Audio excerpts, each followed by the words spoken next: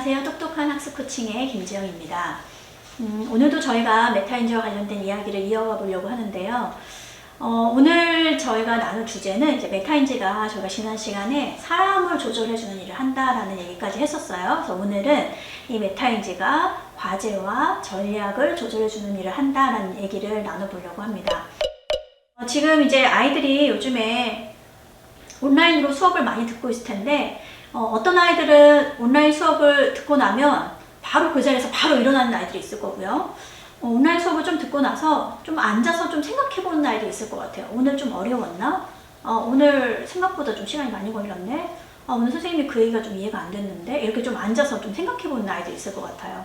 어떻게 보면 이게 되게 습관의 문제일 수 있는데, 내가 어떤 과제를 할 때 그냥 그 과제를 하는 것 자체에 초점을 두느냐, 아니면 그 과제를 하면서 과제를 하고 있는 나를 약간 관찰자의 입장이 돼서 내려다보면서 이게 어렵구나, 이게 헷갈리네, 여기가 시간이 많이 걸렸네, 이렇게 뭔가를 바라보는가, 두 가지 관점에서 다른 결과가 나올 수 있을 것 같아요. 그래서 오늘 이제 우리가 얘기할 주제가 이제 이 아이들이 과제를 하면서 메타인지를 어떻게 잘 활용하게 할 것이냐에 대한 이야기를 좀 나눠보려고 합니다.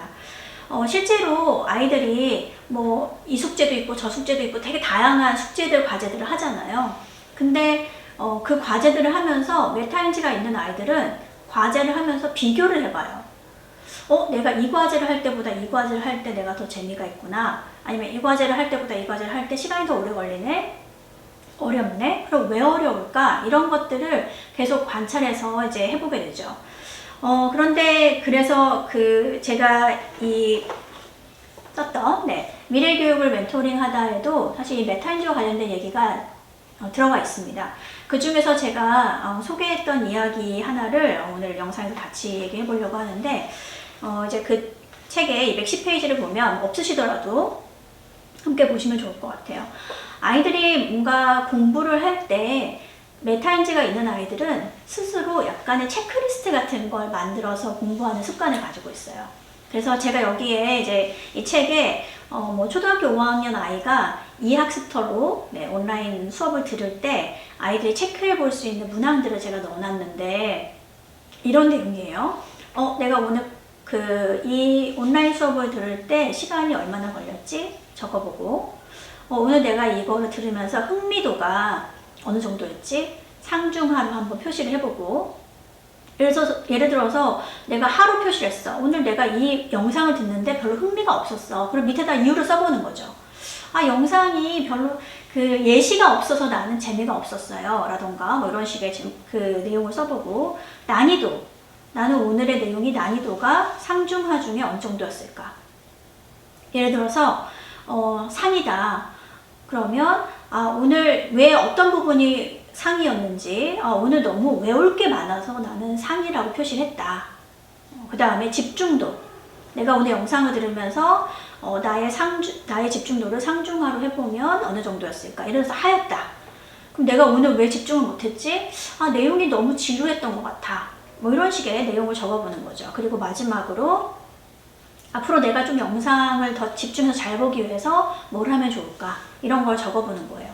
근데 이런 체크리스트를 아이들이 좀 고학년이 되면 자기 스스로 뭔가를 하면서 뭐 플래너에다가 만들어 볼 수도 있고, 아니면 스스로 이렇게 체크리스트를 해볼 수 있겠지만, 초등학교 저학년이나 뭐 고학년도 마찬가지로 조금 어려울 수 있어요. 이런 체크리스트를 스스로 만든다는 게. 그래서 부모님들이 아이들이 공부를 할 때 너가 공부를 하면서 이런 걸 한번 체크해보면 어때? 라고 해서 체크리스트를 한번 제안해 주시는 것도 저는 좋은 방법이라고 생각을 해요. 물론 그 체크리스트를 아이들이 막 다 채우는지 안 채우는지 이런 걸 막 감시하고 혼내고 이런 목적으로 쓰시기보다는 너가 공부하면서 이런 걸 한번 점검해 볼 수 있어 라고 안내를 해주시는 건 되게 도움이 되실 것 같습니다. 실제로 또 시험을 아이들이 보고 나면 공부 잘하는 아이들과 공부 못하는 아이들의 딱 차이가 하나가 극명하게 구분이 되는 포인트가 있죠. 이제 공부를 잘하는 아이들은 그 시험지를 받는 데서 끝나는 게 아니라 거기서부터 또 새로운 시작을 하죠. 뭘 하냐? 내가 이 문제를 왜 틀렸을까? 내가 이번에 왜 내가 공부한 것만큼 못 받았을까? 이런 걸 분석해보고 거기서 또 새로운 전략을 짜기도 하죠. 그래서 이렇게 메타인지는 과제를 조정하는 역할. 내가 이 문제가 왜 어렵지? 내가 어떤 부분에 집중했지? 못했지? 이런 것들을 관찰하게 해주면서 결국은 이 아이들이 거기서 새로운 전략까지를 고민하게끔 만들어냅니다.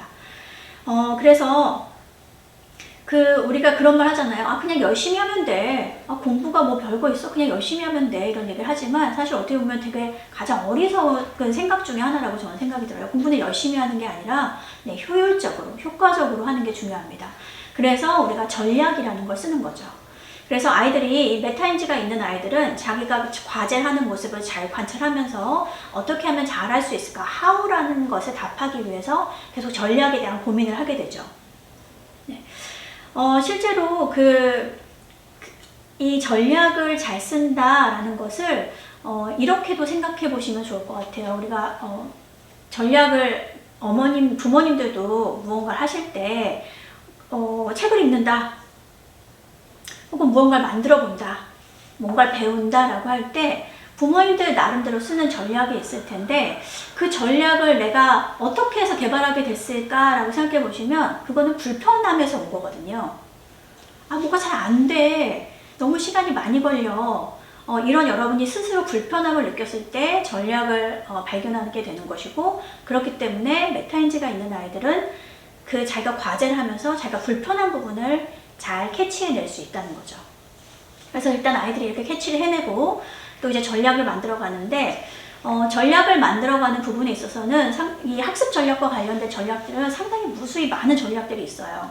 제가 제 책에서도 그 학습 전략들을 몇 가지 유형으로 이제 구분해 놓기도 했지만, 저희가 이 영상에서 그 전략들을 다 얘기해 드릴 수는 없겠지만, 가장 중요한 것들은 아이가 스스로 불편한 점, 어려운 점을 발견해서 전략을 찾도록 하는 것이 중요하다라는 것이고요.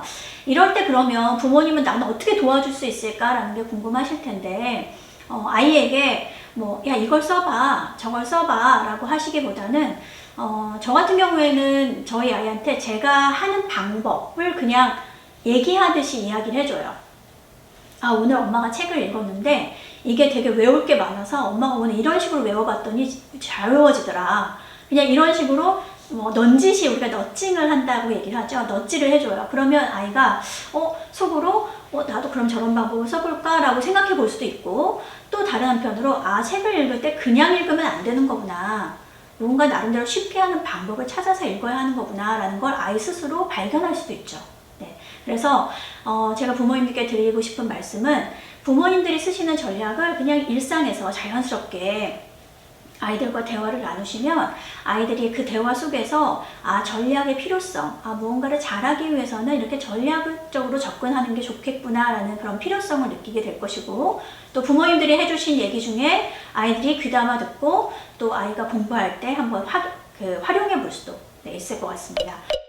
오늘도 이 메타인지와 관련된 이야기를 나눠봤고요. 저희가 또 다음 영상에서 아이들의 학습과 관련해서 부모님들이 궁금하시는 주제를 가지고 다시 또 찾아뵙도록 하겠습니다. 네, 감사합니다.